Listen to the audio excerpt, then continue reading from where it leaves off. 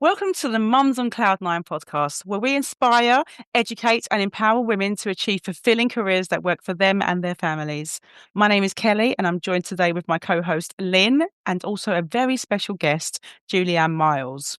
Now, Julianne is the co-founder of Career Returners, a social impact organisation launched in 2014 to help professionals return to work after career breaks.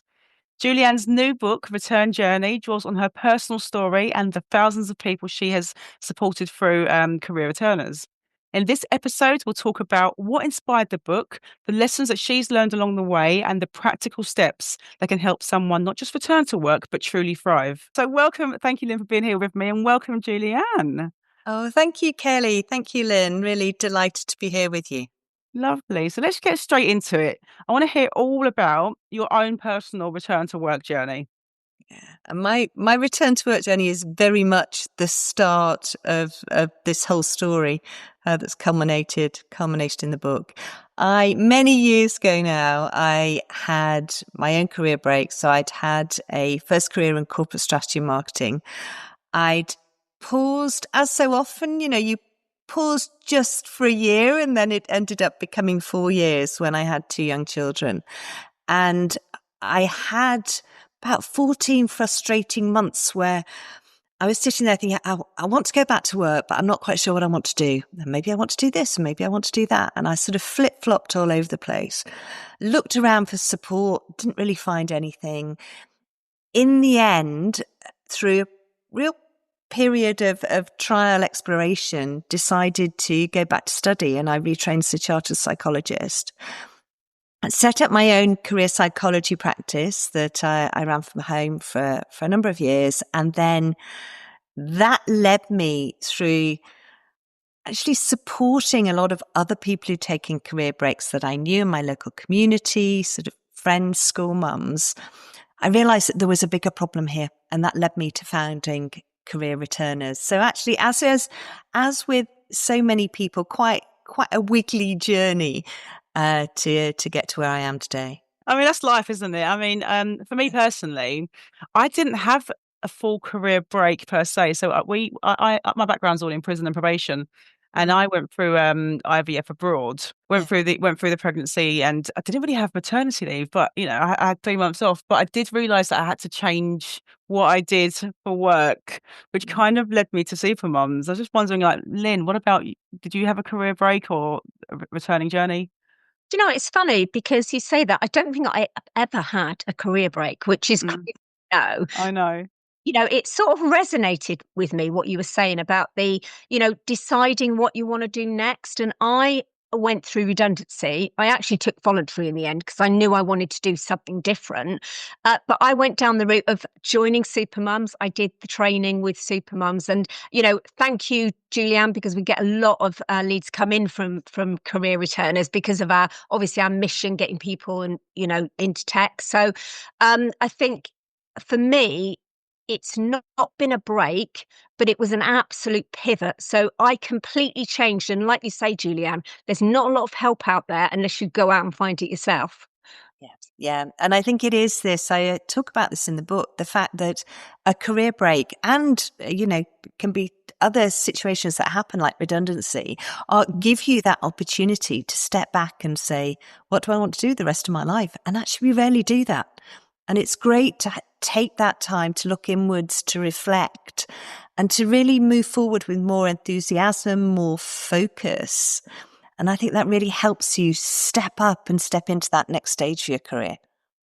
Yeah, I think, I did a live last night on, reinventing yourself. And I think it's all about that, where you think to yourself, what do I want to do? Have a goal, have that end goal in your mind, and you'll get there. If you plan to do it, then absolutely you'll get there, I'm sure. So for me, just a question. Obviously you have reintroduced, you've come back, you've done something different. How do you think that journey has shaped the book? I think having a personal understanding of what it's like to be in that point where you've stepped out of the workforce, you've lost a lot of that professional identity, you start to doubt yourself. And I think I would never describe myself as an unconfident person, but actually that feeling of, well, can I do something different? Is it too late? Is it possible? Am I going to be good at it? You know, is it going to harm my family? All those questions that are very much around ways we can stop ourselves. So I think it was good to remember that feeling when I was writing the book.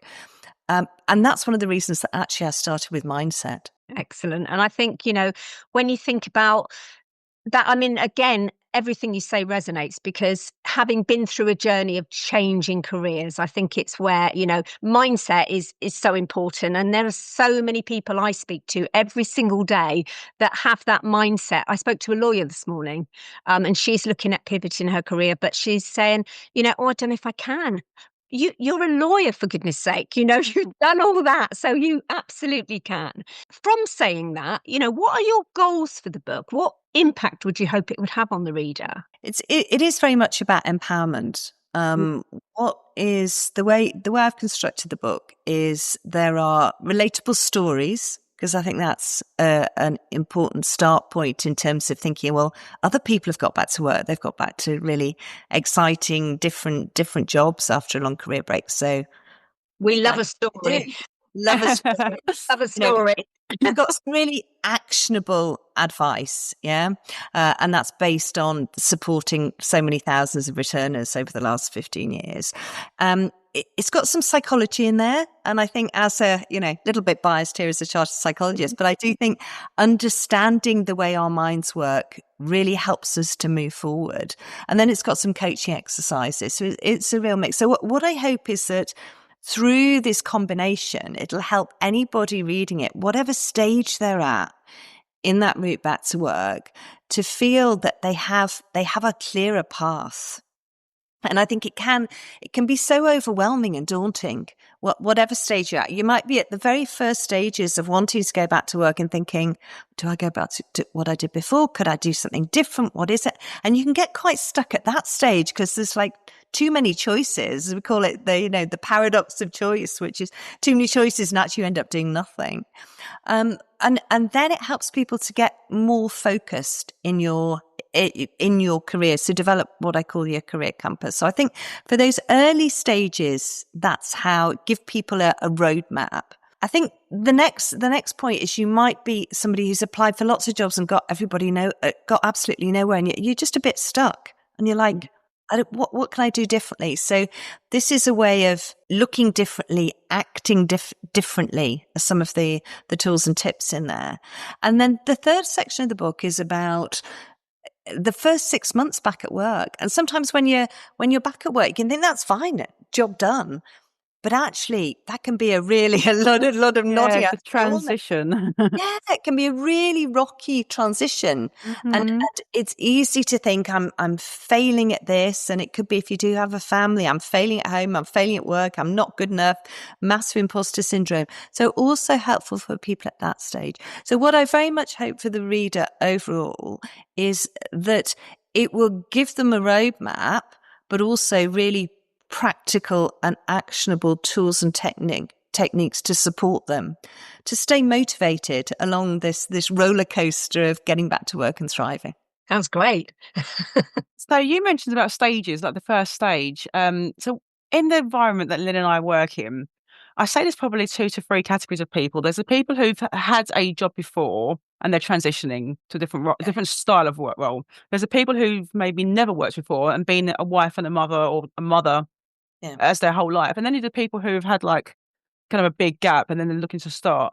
What would you say really is the kind of a piece of advice for them for their first step of what to do next, like how to get transition from, being at home to actually getting into their return journey? I think a good first step is getting clear on your motivations. And we know that in the majority of cases, financial motivations are a big part of that. And it might be needing to earn money. It might be wanting to earn your own money. And I'd say there are other motivations as well. So for some people, it's like, I've got unfulfilled ambitions. For others, it's like, I want to use my brain in a different way. For others, it might be, I want that sense of my working self again. I want to be able to describe myself as something more than, just a mum, as we so often put ourselves down. Or it could be sometimes people say it's like the social side. I actually want that sense of a team. So getting clear what your motivations are, because that is the start of your career compass, because you think, well, actually that's a non-negotiable. So I've got to make sure that whatever job I'm taking meets that. And then it's starting to think, well, what is going to make work fulfilling for me?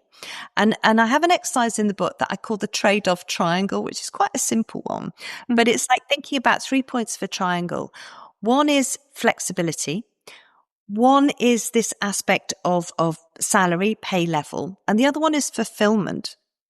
And I think very often coming back to work after a career break, we can start with, well, I want a job that's paid this much, or I want a job that has this sort of form of flexible working. It might be like I want a part-time job, or I want something I could do from home. And fulfillment is missed. But actually, the most important thing when you're coming back is to make sure you're going to do a job that enables you to feel satisfied, energized, using your strengths. And obviously, you need to meet these practical constraints, but start with what sort of work am I going to enjoy and thrive in? And then go, and how can I do it flexibly? And how can I get the type of, the salary that I need from it?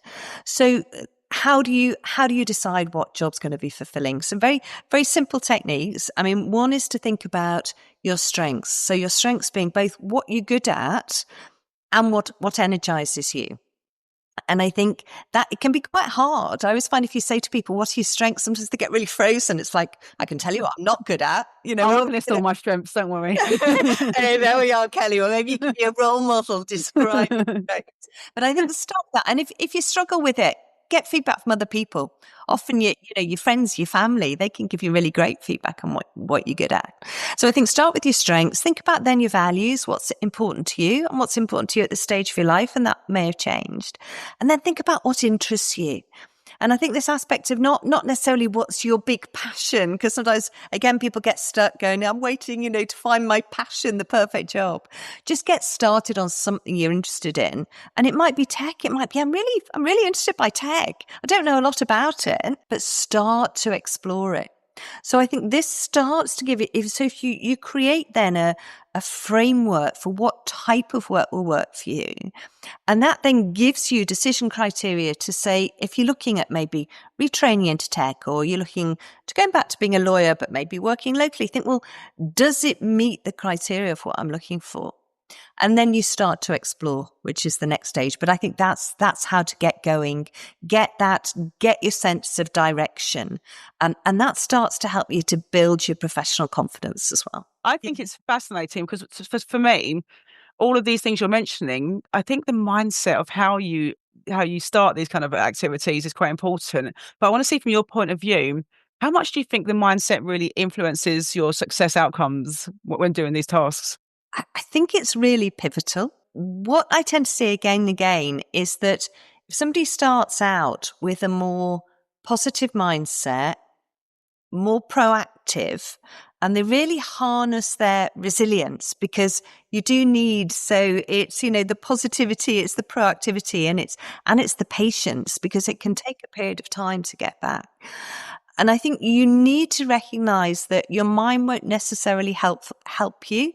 And again, back to this core of the psychology, we do have this negativity bias. So often our inner critic are, oh, you're never going to get into that. You're probably not good enough. It's not going to work. You'll be too stressed. We will have these negative thoughts, and we need to get past those. Yeah.